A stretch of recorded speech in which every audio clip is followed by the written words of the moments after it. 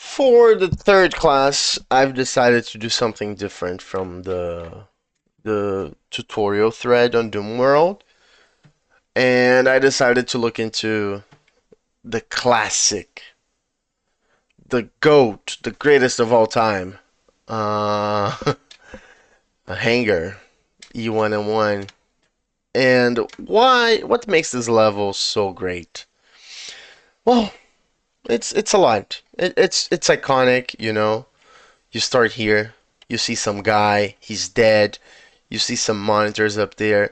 You see that the textures on the floor are different than the textures from the ceiling.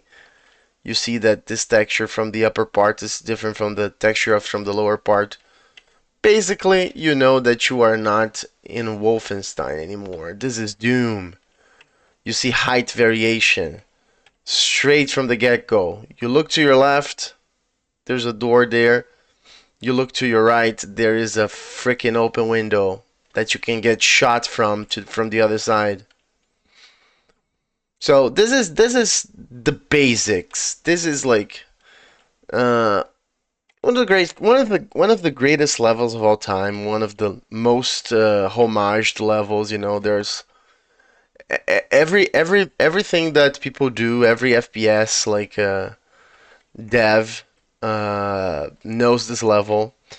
And a lot of them use this level for testing purposes. I was on Twitter the other day before it was blocked in Brazil, and I was watching the guy from Fallen Aces, the dev from Fallen Aces, the FPS about the mob.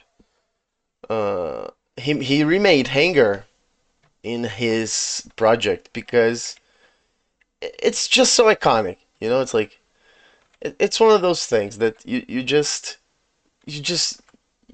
it's basic, it's simple, but it's like the basic and simple that works, that sets the tone. So let's have a look at Hangar. As everybody knows, you go around here, you get up, get the green armor, kill some shotgunners in ultraviolence, get their shotguns, fall down here, kill these guys, press this switch, it opens the door here. Go outside, get the blue armor. This is just for multiplayer, by the way. This is for deathmatch. Get the blue armor. Go down here. Blah blah blah blah blah. Get up here. Kill everybody. Blah blah blah. Go inside here. You can play this level many ways. But what makes Hangar so important?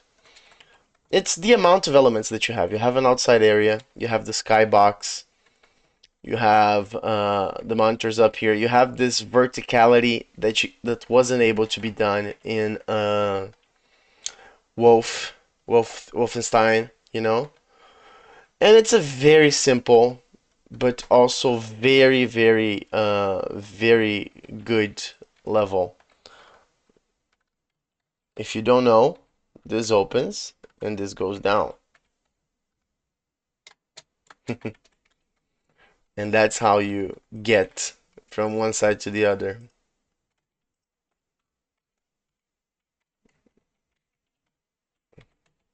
But I'm not going to touch the master's work, John Romero's work. I'm here to talk about how sectors and line depths are made, you know? So if you draw things here, I can't save I want because it's sacred work. But if you start placing things here, you can see that they appear here. You see? And that's basically all a map in Doom is. It's line depths on the floor with different height variations. So look at this. This bridge, this bridge is just these line depths, you know, plus this one to close the bridge to make like the shadow. John Romero was really ahead of his time with this shadow. uh, and you see, there's no difference basically when you look in the map. What changes is the floor height, the ceiling height. So this floor height is minus 24, but this one is 96 because it's raised. Okay? Nowadays, with modern editing tools, you can just lower it in 3D mode, raise it in 3D mode, you know. That's what we do basically.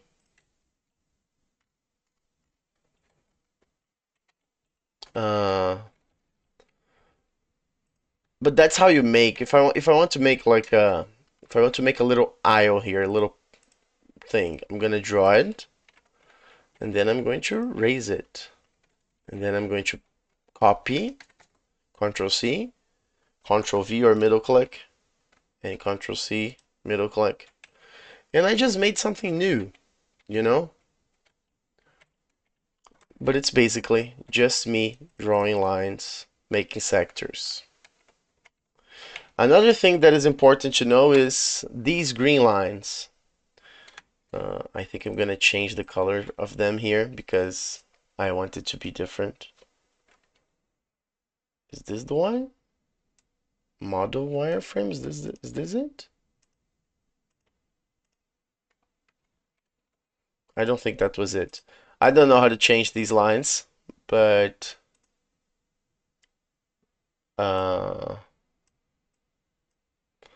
these are the actions. These are the action line depths, you know? This controls the sectors. So this line controls this sector. And what is this sector? This sector is a simple lift.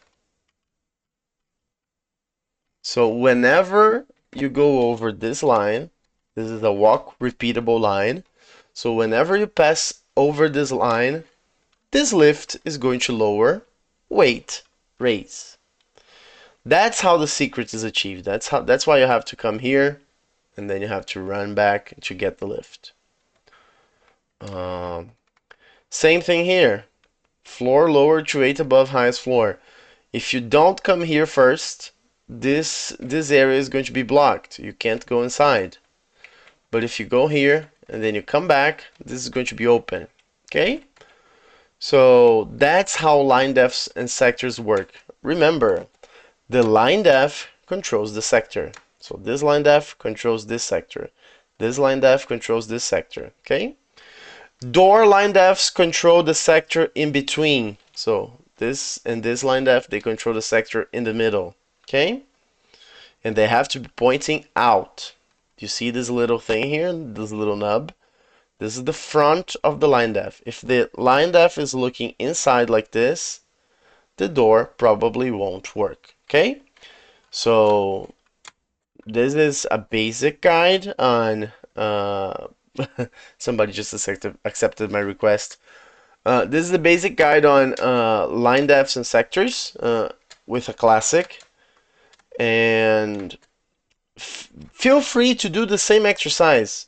Open a map that you know, open a map that you enjoy, and have a look at how it works.